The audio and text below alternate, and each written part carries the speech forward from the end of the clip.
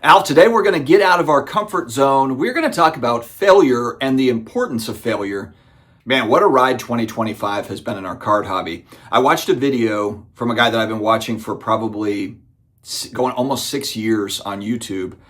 And to me, this guy is the real trading card GOAT on YouTube. I think it's easy to get inside of our bubble, inside of our sports card world and our sports card hobby, stuff that's going on and all those things. It's important to keep track of 100%, absolutely. I think it's also good sometimes to get perspective from outside of our little hobby into maybe a larger collectible space, other collectibles. And I watch comic book YouTube, shout out Mighty Comics and Collectibles. I watch stuff around graded action figures, and I watch Rudy Alpha Investments. He had a great video here over the last 24 hours talking about failure overall and just his journey that I didn't know parts of it. I knew some of it. I didn't know all of it. And he really kind of went through step by step.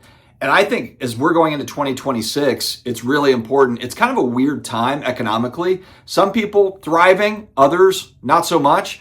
And it can change day by day. We don't really know what's coming in 2026. But I want to play a couple snippets of this video because it goes back in time when he's talking about his journey.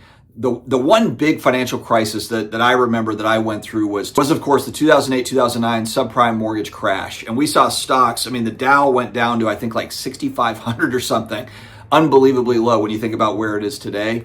It was a travesty. I mean, it was bad. And Rudy talks about how he had worked up, went to college, got his first job, I believe, out of school was with a brokerage. I think he said Morgan Stanley. I'm not 100% sure on that. But basically, he started in 2008, like leading up to this crash and ended up getting wiped out. And he lost his job, wasn't able to get another job, and essentially was working, I believe, for the family business, restaurants, where they were making food and delivering to naval bases. Let me play that clip just so we can get some clarity there. I started taking out a bunch of debt and leverage back in 2006 through 2007. And I think I borrowed about $150,000 through multiple credit cards at 0% for 12 months to start the credit card roulette shell game. Not very proud of that, but again, as you're going to find out, the story doesn't end very well. Then I got a job at Merrill Lynch and got my Series 7 and 66 and became an official licensed financial advisor, broker, whatever terminology you want to use. Thought I was hot stuff. Just to dress nice, the cufflinks, the fancy outfits, did all that fun stuff. And then for some reason, after I finally got licensed within a few months, we rolled into 2008. You know, I'm on my own, I'm finally trained, and within 60 days, man, the stock markets and things were not doing good in 2008. Things just start going down and down. Then by March of 2009, we hit the devil's low on the S&P 500 of 666, and the firm I worked for was pretty much insolvent, and Bank of America came in and bought the financial firm out. Well, the only problem is, you know, some of the credit cards I owed a lot of money to were from Bank of America. And unfortunately, Bank of America was not very happy about that, so they fired me. Nothing really bad happened. It was honestly quite a good job and enjoyed myself, met a lot of great people, but they couldn't legally insure me as a licensed broker for all 50 states without tremendous costs and risks outside their risk tolerance. So within so many months, they called me aside and had a big, fancy, thick folder and said, well, this is your credit and what's going on. You're doing outside of work and, you know, you have too much debt and you're a liability to the firm because you have debt. And they security escorted me out of the building and fired me. You know, so looking back, I was in a pretty bad place because when I was fired that time, the world was very turbulent. I was finally moving out of my parents' house. I didn't move out to about 27, 28, 29 years old range. Then I was getting my first house. And, well, unfortunately, my parents and everybody was very concerned because, well, I just got fired in the middle of finally moving out to my first house ever. And, well, that's not a very good look and a very good situation to be in. Hand at selling on eBay. I guess I'll do a little else. And I started selling some video games and PlayStation 1 games and flipping some games. I'd buy Final Fantasy 7, Resident Evil 1 and 2 for PS1, and I'd look for good condition copies and, you know, flip them on eBay and make $5, $10. And just a little side fun stuff to, you know, learn about the world. And same thing with Magic cards. And, at that time, I decided to kind of get a job with my parents and make sandwiches for the United States Navy, for the military bases in Northeast Florida. And I did that for many years, early hours. So I worked from 2 a.m. to about 9 or 10 a.m. So very early hours, very, very difficult times. And helping to produce a bunch of food and loading it up and getting security clearance and going into different squadrons and segments of the military. And that was a very interesting learning experience and met a lot of really cool people. And during that time, I'd get home, about 11, 12, and I'd start listing on eBay. And actually at that time, start actually flipping magic cards and single cards and stuff like that. And got really big into that around 2010, 11, 12 range. And of course, expanded and kept buying old alpha magic cards, right?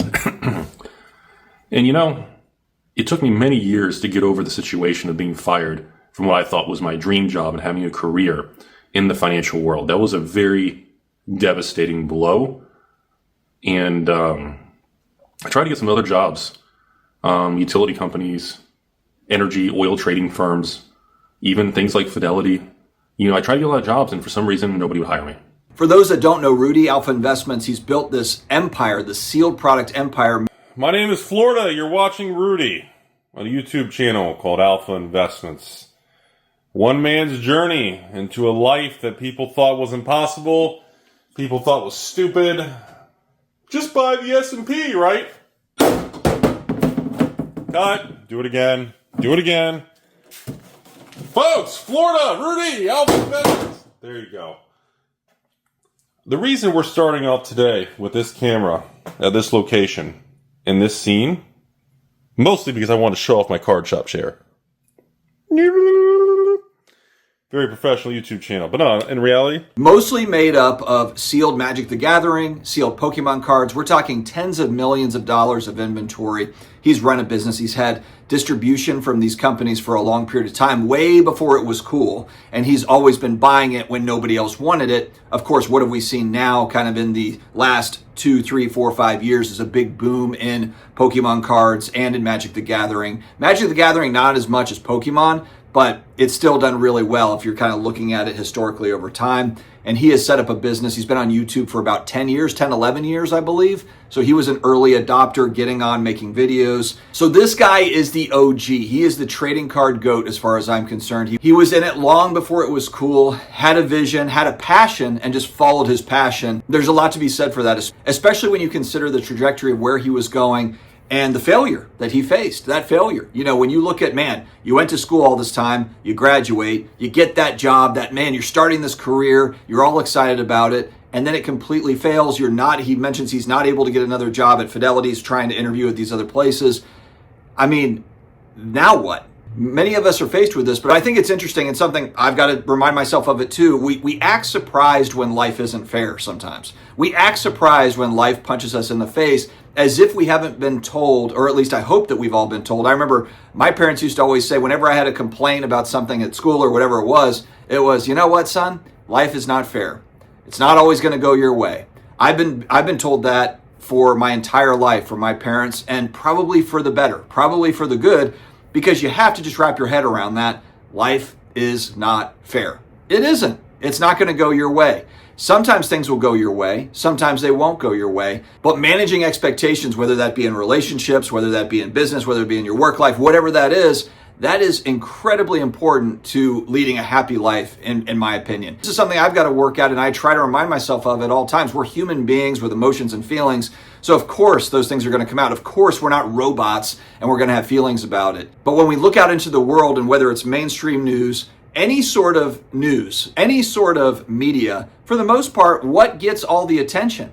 It's the train wreck. It's the disaster. That is what gets the attention. I really liked Rudy's messaging here in this video, because even with all those things happening, which we shouldn't be surprised about, it is life. We've been told since we were young that life isn't fair and that there's going to be bad things that happen. We know all of this. We have to just find a path through. We have to figure out how to make things happen. And this is all of us. We're all trying to do it. When people look at Rudy Alpha Investments, they look at all the sealed cases and they think, oh my God, this guy's rich. This guy had it all handed to him. And he did not have it all handed to him. He took a chance on his passion, just happened to time it out really well. Things worked out well for him, but he had to take that leap. He had to go and do it, and he had to put in the time. He had to put in the effort to follow that passion through. I think it's an awesome lesson. However you're operating in the hobby, whether it's owning a business in the hobby or trying to build out the best collection you possibly can, and maybe that has a huge dollar amount and maybe it doesn't. Maybe you're trying to chase after rare cards, but they aren't very expensive, but you have goals. You have a vision of where you're trying to get to.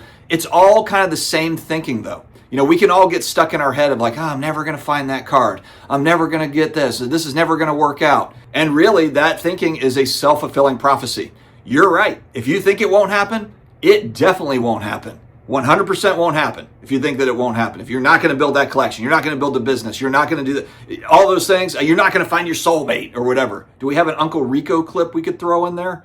Living in a big old mansion somewhere, soaking it up in a hot tub with my soulmate. And so like Rudy, I want to take an optimistic view heading into 2026. I think there's going to be a lot of really cool things, a lot of really fun hobby things that are going to happen, and just a lot of things in the world that I think are going to be awesome and they're going to be really interesting that go on. It's a wild time with everything going on in technology. And let me leave you with the last 5 minutes or so, a clip from Rudy's video. Again, watch this thing. I think it might be about 30 minutes. And so for some people, it's like, oh, I can't watch if it's beyond 10 minutes. This is worth the watch. This is really worth the watch. There's hobby stuff, life stuff, but man, it's great. It's a really good video, real talk, and I think that is worth watching. So I'll put a link to his video down in the video description. Let's go ahead and show that clip.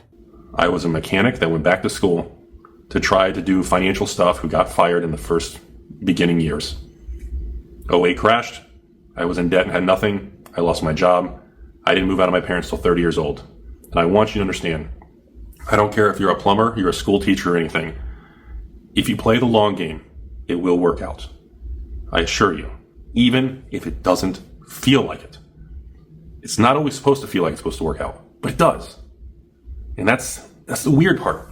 There's many times that we all question, like, Rudy, I've been buying this or buying that, or I've been investing this every month into the S&P, or I've been buying Bitcoin every month, or I've been paying extra on my mortgage every month, and I feel like I'm not really getting anywhere. That's how you're supposed to feel. Because for many times, the first 10 to 15 years of me buying magic, vintage magic, the first 15 years, from 2004, 2005, 6, 7, 8, 9, 10, 11, I didn't feel like I was getting ahead. I didn't feel any change. If anything, I felt like I was just running in circles or going backwards. It literally took till probably year 15 where I started to notice a difference. I wish people would stop gambling and going back to focusing on long-term investing and a proper outlook. I truly don't like the direction of this gambling epidemic, the crazy Pokemon 10xing your money. I don't like a lot of this stuff. And I know, it's coming from a guy who I tried 20 years ago on leveraging and borrowing credit cards. And yeah, it blew up in my face. But I just don't like the direction today. I think the perspective is very flawed. Have a beautiful day. Thanks for watching this YouTube channel as we approach 11 years on YouTube and almost 10 years on Patreon, one of the original largest Patreon accounts in existence from the beginning days of Patreon, with the Patreon empire and the views from you guys. And it's been a very surreal life. And here's to the next 10 years, everybody, because I promise you all, no matter what anyone else tells you on the rest of the internet, this video is not going to get a lot of views. It's not going to get a lot of interaction. It's not going to get a lot of comments and crazy memes and stepsisters and washer dryers and Rudy's tacos, but I'm telling you all, the next 10 years are going to be very good. A lot of money is going to be made, a lot of success, a lot of amazing, beautiful things are going to happen in this world. And don't focus and live in fear. The world's not ending. Everything's going to be fine. And I think the future is going to be amazing across the board. And I hope most of you guys can stay with me and we can all enjoy the future, because I don't think anything's really going to, in the grand scheme, the collectible card world is going to continue to expand and do well across the board. Sure, some sets will tank. Some will do nothing for 10 years. It'll be a waste of time. But overall, the majority of the market, the majority of the boxes, the majority of the sets, I think the majority of everything will perform, will do well. I do think Bitcoin, the SPYs, the VU, the real estate market, I think everything is going to perform. And I hope you guys stay on the ride, enjoy the journey, because I think the next decade, moving into 2026, all the way to 2036, I think we're in for a lot of crazy shit. And I think the future the probability is very skewed on the upside for the future. There will be downsides. We'll have crashes and dips, but that's normal. Remember that. When we have crashes and dips, Rudy, the S&P has outperformed Magic, or Rudy, the S&P has outperformed Pokemon, One Piece. Yes, you can take context and take general and eliminate some. You can move numbers and make anything fit a narrative. But overall, it'll work out. It'll be fine. Don't overthink it. Don't try to pick the best of this, the worst of that. Don't pick the bottom. No one can pick bottoms. No one can pick the tops. But the key is you will capture a good amount of it. You don't need the bottom. You don't need the top. There is no top on the S&P 500. There's no top on sealed product in most categories, because the longer you go, the numbers keep changing. And 100 years from now, we don't know what it's going to be. 5 years, 10 years, every benchmark is going to have different ranges. The key is to capture just the margins. It'll work out. It'll work out fine. I just think sometimes people need a reminder. Don't gamble. Don't drink your life away. Stop smoking and vaping like crazy and making my Ultra and Philip Morris stock making me tons of money. Don't do all that. Just be active. Try to take care of yourself. Have good people around you. And that alone is going to work out most of your problems. It really is, as simple as that is, that's the best advice you can get on the internet. I can't make you guys rich. I don't have a get rich quick program. It's taken me 20 years to go from literally moving out of my parents to even having a house, to buying my first piece of art, to where I am. 20 years of nonstop grinding, 7 days a week, building. That's how life is. There's no shortcut. Stay away from the gambling. Stay away from the meme coins. Stop trying to flip a coin. Just build and accumulate and just use common sense, man.